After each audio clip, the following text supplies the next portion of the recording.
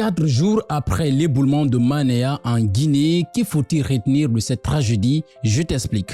Mais bien avant de continuer, prends juste une seconde pour cliquer sur le bouton s'abonner, c'est très important pour moi et ça m'encourage à continuer à te donner des explications claires sur ce qui se passe en Guinée. Dans la nuit de mercredi à jeudi, un grand malheur a frappé la Guinée.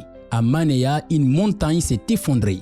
Les blocs de terre et de pierre ont écrasé plusieurs maisons d'habitation. Le bilan est très lourd, des dégâts matériels, beaucoup de blessés et surtout des morts. Au moment où je tourne cette vidéo, on parle d'environ 13 personnes décédées et parmi elles, j'ai perdu 7 membres de ma famille directe, la femme et les enfants de mon oncle. C'est pour vous dire que ce drame est bien réel, il touche des familles entières, pas seulement des chiffres. D'après plusieurs informations, une entreprise chinoise travaillait dans cette zone.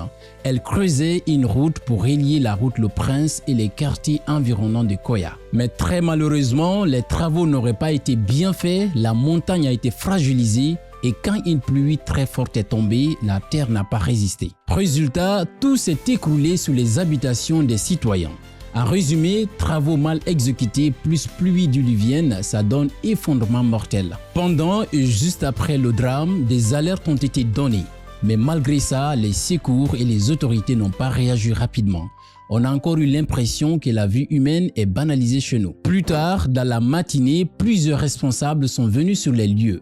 Le Premier ministre Bahouri, le chef d'état-major de l'armée guinéenne, le président du CNT Dansa Kourouma et tant d'autres pour s'enquérir des réalités du terrain. Des instructions ont été données, des bulldozers ont été envoyés pour fouiller, chercher des survivants et dégager les corps. C'est bien, mais ce que le peuple attend, c'est un État qui anticipe, qui prévient et qui se mobilise rapidement, pas seulement après que des vies soient perdues. Dans ce genre de drame, la responsabilité est partagée. Le gouvernement, ils doivent contrôler les travaux, empêcher les entreprises de mal travailler, interdire la construction dans les zones dangereuses et protéger la population. Quant aux citoyens, beaucoup s'installent au pied des montagnes, au bord des rivières, des marégots ou même de la mer. Ces endroits sont très risqués et exposés aux catastrophes. Mais faute de choix ou par ignorance, les gens y vivent quand même. Les administrateurs locaux qui représentent l'État doivent aussi arrêter de vendre des terres dans ces zones dangereuses.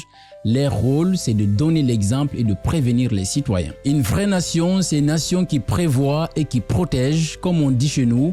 On ne cherche pas le médecin après la mort. La question que beaucoup se posent, qui vont devenir les familles victimes? Elles ont perdu leur maison, leurs biens et pour certaines, leurs proches, elles ont besoin de soutien moral, matériel et financier. En attendant, nous ne pouvons qu'élever des prières que Dieu accueille les âmes des disparus dans son paradis, qu'il donne la guérison rapide aux blessés et beaucoup de courage à ceux qui ont tout perdu. Voilà ce qu'il faut retenir de ce drame 4 jours après. Merci de t'abonner et à très bientôt pour une nouvelle vidéo.